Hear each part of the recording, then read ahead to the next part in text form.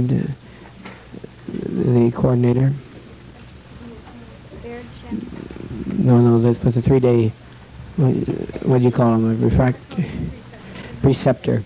Come in for a preceptor, for consultant for 3 days, preferably. So there's not a day that doesn't go by here without an emergency. 2 weeks, no more, that's all. He is to be licensed. We will not come. Our pharmacist will not come, and our doctor will not come. Okay, this is what I have down here. Only thing we'll consider is Larry going on 2 weeks.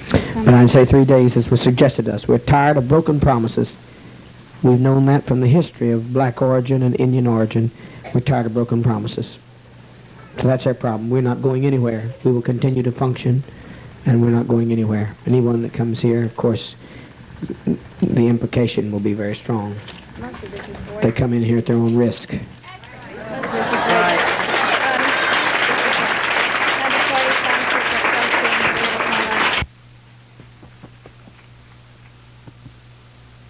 I think so. Dana out. Is Dana out, please?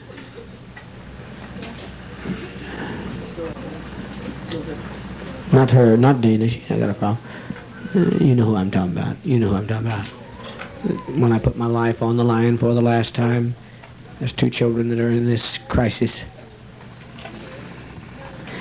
Griffiths is a grandmother.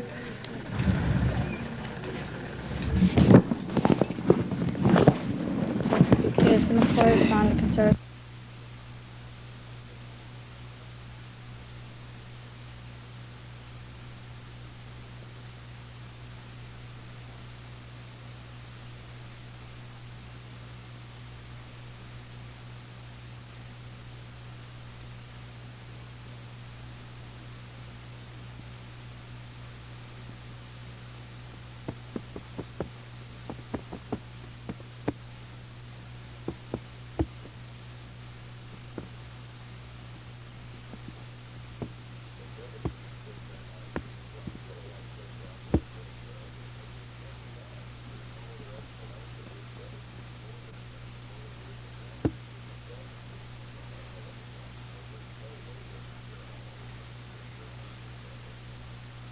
All I can do, I just don't know what to say at this point.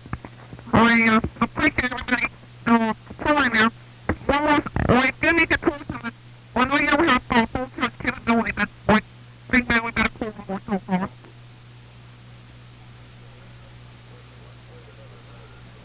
Anybody knowing about the news story last night, please? One of the secretaries come here quickly so I can get on with this business. Shift, please.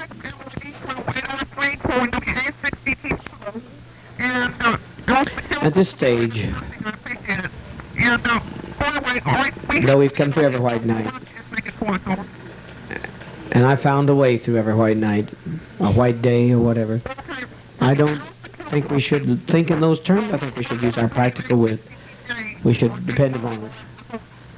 Got this matter with the Attorney General, which I'm sure I can resolve, but it's a serious situation. If we put our wits together, anything can be resolved. But we're going to have to use our wit, and a lot of it, and that doesn't mean that we someplace won't face death. Now, my decision at this stage is that if I get backing from the Attorney General, if I get backing from the Attorney General, this is my decision. I've already discussed it. Leaving it, of course, up to the family.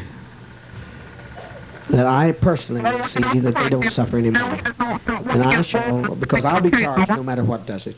I'm not turning a child, Dana, her grandmother doesn't want it. I'm not turning these children over to people who want to use them. Griffith reared her child, Mother Griffith reared her child from baby. Her daughter's a prostitute and dope pushing. All these people are in crime, or they're involved in Trotskyite violent terrorist plans. Some of them made ammunition, like Jim Cobb, Mike Cartmel. They made ammunition, and we're going to blow up. I've forgotten one of them. They were going to blow up one building in what was some of the shit they were going to do. They're going to blow up a dam, but they was going to blow up something in locally in Masonite. They're going to blow up Masonite Corporation for whatever hell I wandered onto it. Some of it, no doubt, one of these people probably been provocateur. You have to be crazy to talk about blowing up Masonite. Masonite doesn't have anything to do with capitalism. So somebody in this mess is a provocateur. I'm sure Roller, being formerly her CIA connection, would no, it don't make a goddamn bit of sense. You don't go blowing up a Masonite company. What they got to do with the war effort? Well, that was what they had in mind, and we're going to have a news conference here later if things go along within reason. We'll have a news conference in which all these relatives that are demanded to be returned. Now, you see, legally they can't make anybody go anywhere except they put so much pressure on this country with no lights and no water and no means of using their generators, and some out of fear would bow. We're in a very difficult situation for a white knight. No use to kid you. We're in a difficult situation because the Prime Minister is in Russia, and some of his own party is unhappy with him being there. The Foreign Minister's in Russia. You better wake up now, by God. We're going to have to get down to some serious talk. Now, my decision was and is that if I don't resolve the Attorney General situation, which I have always resolved every situation and likely will, but I don't know anything about counting on whatever I can do which I don't understand in the metaphysical.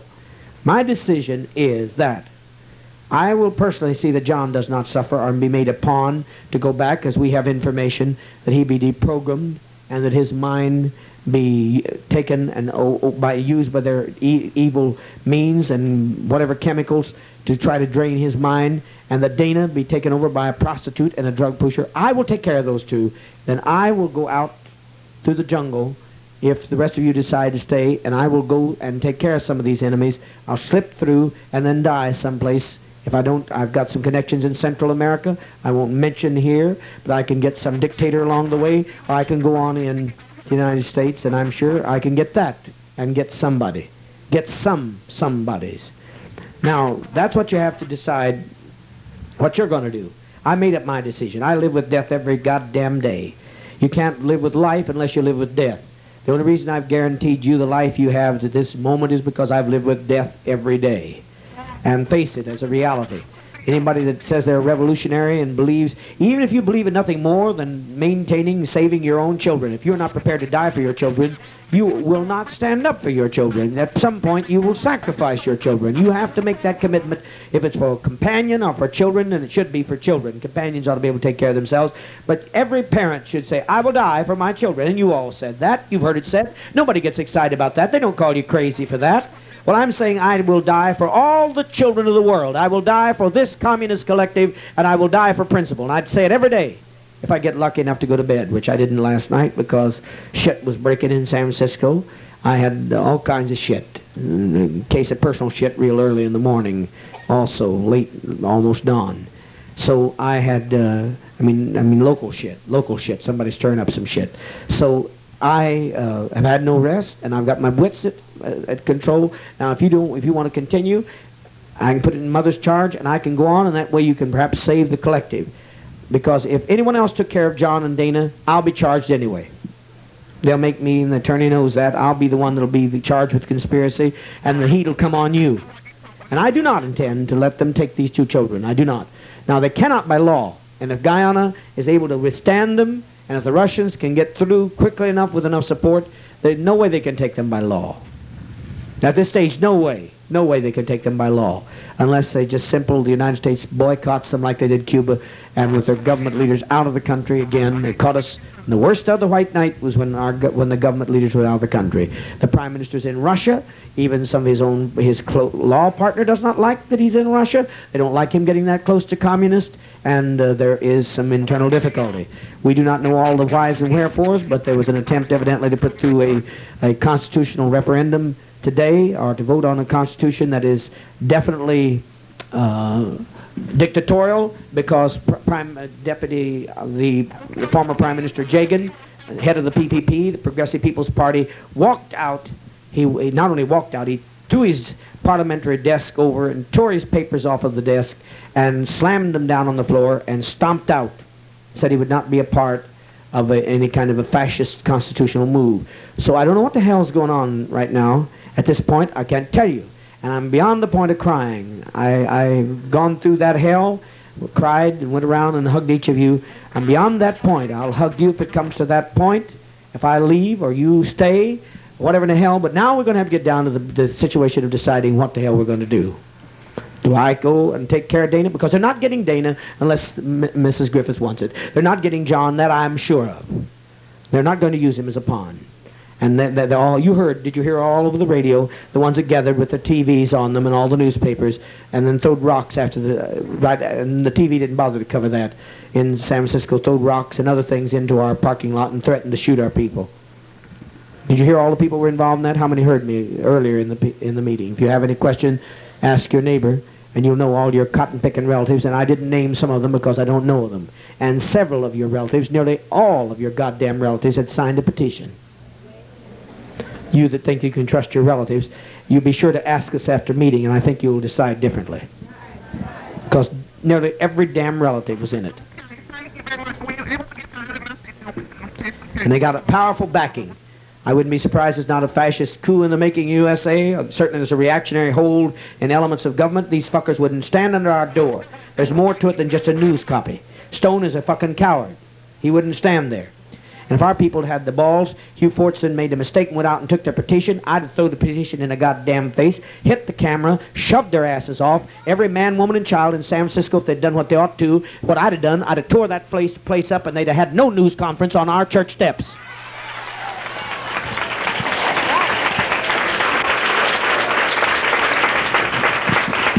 And I'll bet you our ass have been left alone for a while. They have no business getting on our church steps. That's our property. They can't stand up on our fucking church steps and make a goddamn news conference. And then stand there and take a fucking... Looks weak. I don't know what's the matter with you that he'd take... I know what's the matter with you. I can tell you what the fuck's the matter with you. He's got a girlfriend here and his wife in town. Always. Every time, goddammit, every time you get in sex, these crazy sons of bitches lose their mind and all their intelligence, if they're males of God, and it goes to the goddamn balls.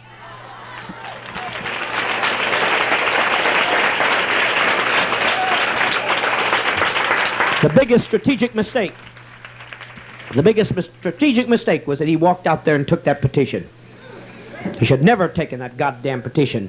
And the camera's on him, and him showing his composure. A black man taking a petition from those renegades. Everybody in that church should have swarmed out there and throwed those sons of bitches off the steps. I mean, shoved them off.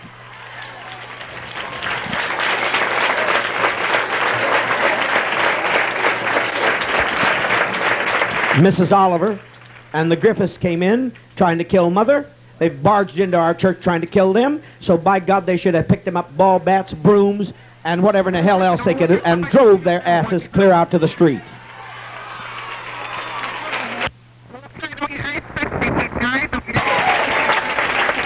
But we got troubles.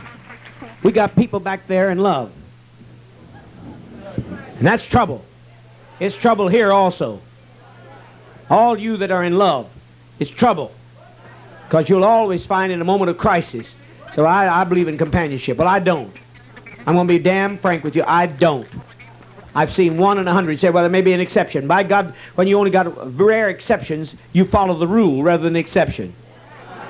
I watch all you moony-eyed, sick sons of bitches, and you sit here and listen to the women talk last night, but some of you didn't make an imprint.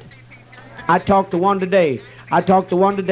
And she was making apologies. Though she's not, damn it to hell, I'm telling you. Making apologies. I don't know what to do with you women. I'd just soon die. Shit, I'd just soon die.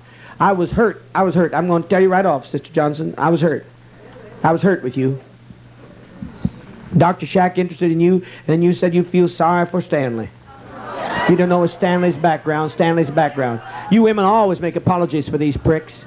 I'm going to tell you, though, you made me ready to die. I'm glad for you. I love you. I'd give my life. But I'm ready when a doctor's interested in you, and I'm ready for it. By God, I'm ready for death. When you women won't take freedom, when you got the goddamn freedom right in your fucking hand, I don't know what the hell to do with you.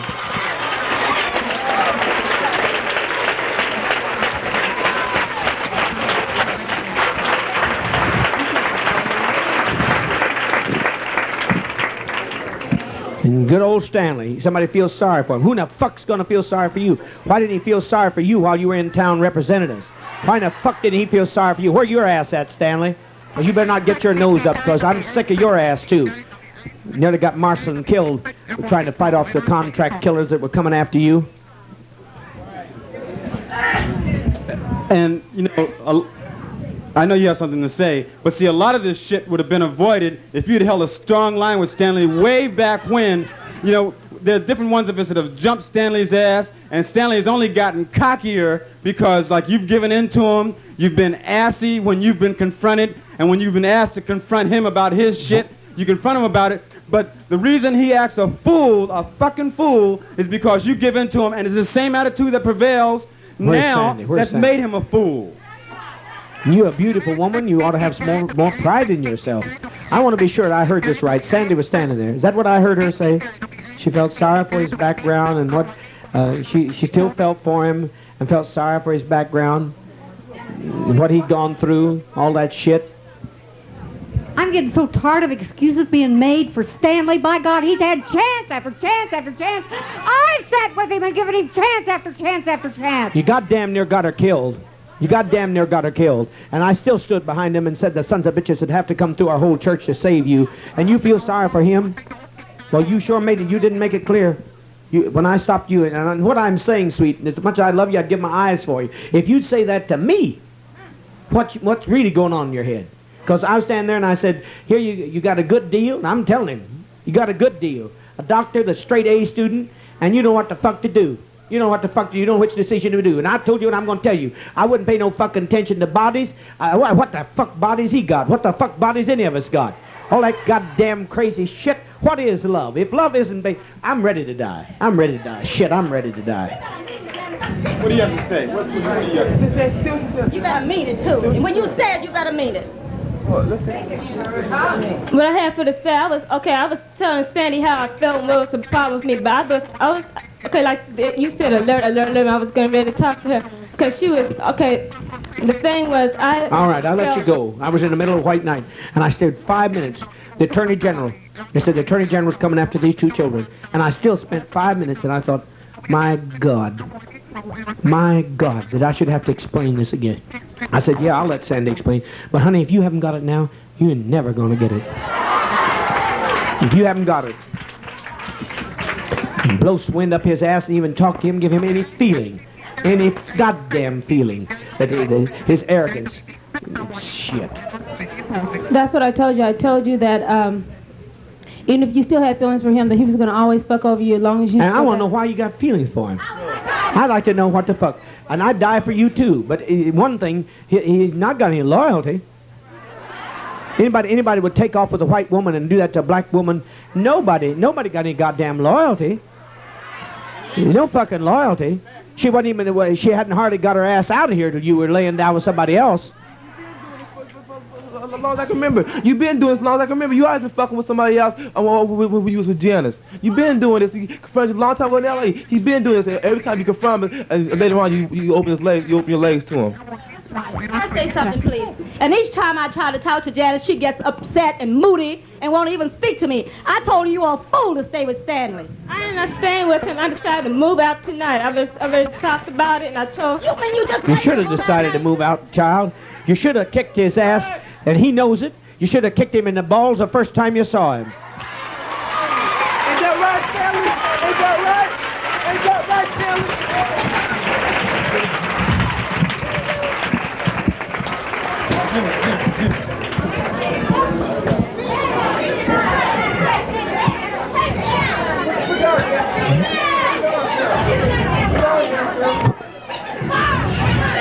Hold it. I'd also like to know why you Hold think you've got to move out. Make him move out. My God. In the future, you people fighting because I usually win these goddamn white nights. Will you please quit tearing up the clothes? You don't move out, you make him move out. Why did you wait so long anyway? I'd like to know why in the hell you sat up there like a fool. Look at me. Why did you sit up there and wait that damn long?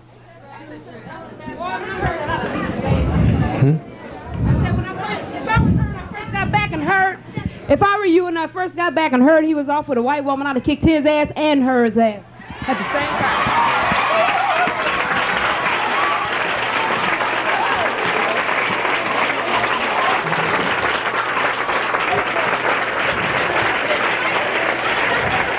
How in the hell do I know when you won't be loyal to a woman?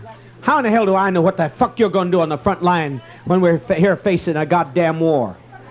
You don't ever talk. Nobody opens your mouth. What? You never have told us why those contract killers are after you. What did you do? I don't know anything about it, Dad. About what it was for. Why, you must have done something, goddammit, to break in and Marshall had to meet him at the front door. I was trying to think about it, what it's about, but I can't, recall anything about it. Deal with. Of course, why would they come after you just because you're Huey Newton's nephew? They haven't killed his mother. They've discredited him and destroyed his organization, and his paper has gone completely destroyed. But why would they be after you? You've done something. I'll damn tell you, the gangland doesn't come after you unless you've done something. You crossed somebody, or you messed in somebody else's dope territory, or you fucked around somewhere, man. I'm going to tell you, you did something to have a contract killing on your head. Now, who in the hell's after you? What did you do? I hope it's good, but I doubt it.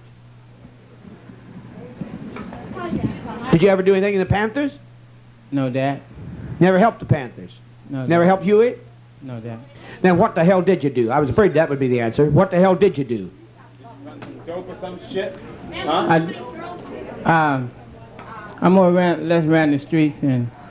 Ran the streets, man. Ran the streets. What did you do? Whose market did you get in? Did you get on somebody's block and sell some dope? I did a little of that, Dad. Yeah, I thought so. Now, you tell me you don't know why somebody's hunting you. Shit.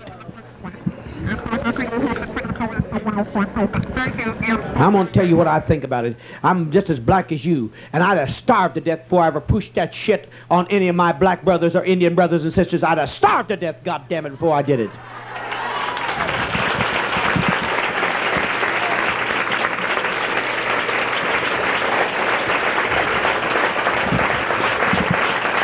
That's why I'm out of America today.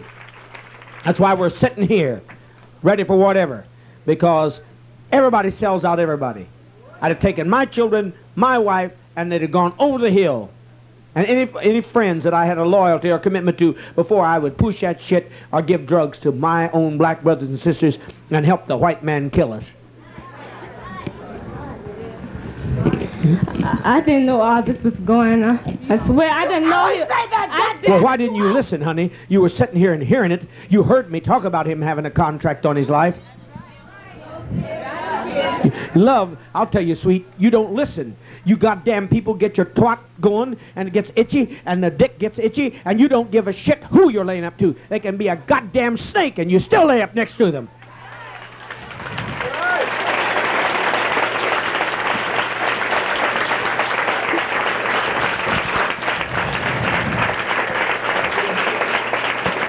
Is it going out? But the thing I was trying to say, I didn't know that he was out selling drugs. I mean, that kid. Oh, you know now. That's the whole thing, really. He lies. He won't tell you nothing. You won't tell nothing till you're in the corner, Stanley. No matter how many times I save you. You have to get right in the goddamn corner before you tell us anything. Really, Stanley, you've been a punk for so goddamn long. Dad got your ass out of jail. You lived in the church. You lived communally. You still would be smug, be messing around with young sisters, spilling on young sisters. And don't tell me you didn't, because we confronted you about that shit. You were messing around in the San Francisco temple. Take that shirt off so they can sew the damn thing. I'm tired of this. No more clothes to be tore up here. You can teach without tearing up clothes that I got to replace. Because in spite of how dark this white night looks, shit, be our luck to come through it, as I always bring us through it. And all I want to say is, you are a fool, a chump motherfucker. But a lot of it is due to your smugness, because from Jump City, like Ava said, when you got back from the jump, from Georgetown, you should have said, nigga, get going. You should have told him to get going. You can go ahead, you that have to train those people for this goddamn news interview. And I think Donna Ponce ought to have some. Have you got her something for her too? Don't get Lois in it, because then she could be got on charge. She ought to say shit. Donna ought to speak for herself. Not that we give a shit about charges at this particular time. Just tell them, bring their ass off and make you people practice that until you can speak like it's from your gut. I'm demanding all you people when you get on that goddamn radio, you're holding the life of this whole place in the hand. I don't want no mealy mouth shit. I want you to speak like you got gut.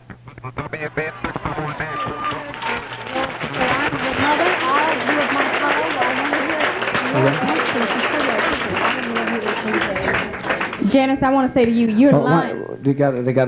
Laura's gonna make. Was she gonna make a statement? Lois is gonna make a statement. Lois is articulate, but I don't. Why can't that girl? Well, I guess she has to. She's underage. Huh? Okay. Well, Lois is articulate. She can speak. I just don't want to answer no questions. None of goddamn. I don't want none of answer the son of a bitchin' questions. But I want you people to speak from your gut. Put that table back out there where I can see it too. Get back off there where I can see it. You hear what I'm saying? Move right out of this section. I want this rehearsed. Goddamn place. I don't know why I fight. You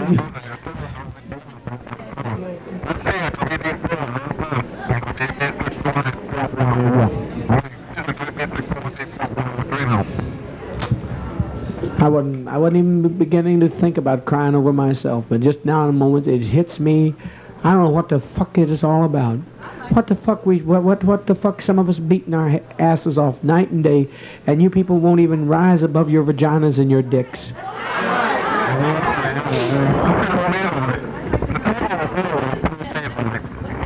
Also, when you stood up here and you said, I'm going to leave, I'm going to take care of these two children, and I didn't see enough response out of you. Personally, I'm going to die when he dies. But the rest of you sat here and said nothing. Don't you tell them what they're going to do. They're going to decide for themselves. It's their lives. Everybody ought to decide their own lives and quit having me decide it for them. Death is easy for me. All you people make it easy. I put a lot of faith in you. A lot of faith in you. All of you Johnson children have been strong. When it looked like your father was coming down on you and you said you'll stand here and die, what the hell is you stand here and die and put up with this shit? And then let him... No wonder you don't grow, Stanley. She don't make you grow.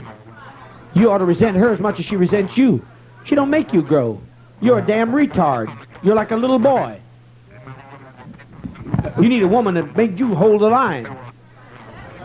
See, one thing, if you had decided a long time ago, when you first got back, it wouldn't have been, well, Stanley deep in his mind thinking, well, see, now you're up in front of the crowd, and now you're being swayed by the crowd. If you decided yourself, it would have been coming from your own mind. The thing you need to do, and a lot of sisters need to do, is stand up on your own 2 feet.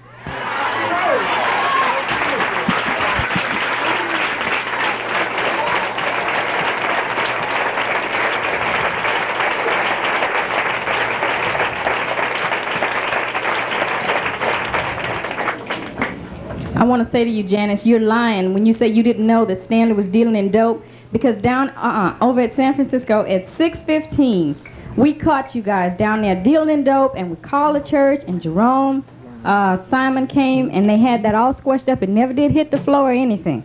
The thing about this, we were sitting on the porch, and it was Mary Ford.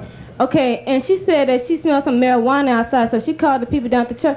A lot of security came down. I didn't know a thing. Why don't you recognize? If you look at Stanley, you know Stanley is into himself. I'd say something, Janice. I know. Each time I look at me, you look at me. Each time I've tried to talk to you, you've always taken this type of attitude. I told you the other day that I never would have stayed with your daddy if I had known Dad. I told you I took a lot of shit.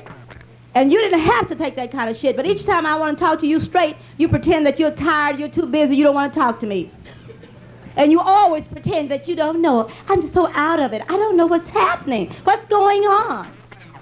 If you cut out the selective listening, you would know what's happening. Did you not know that he was going to run from this place?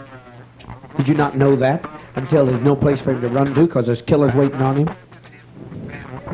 You were here. You had to know it.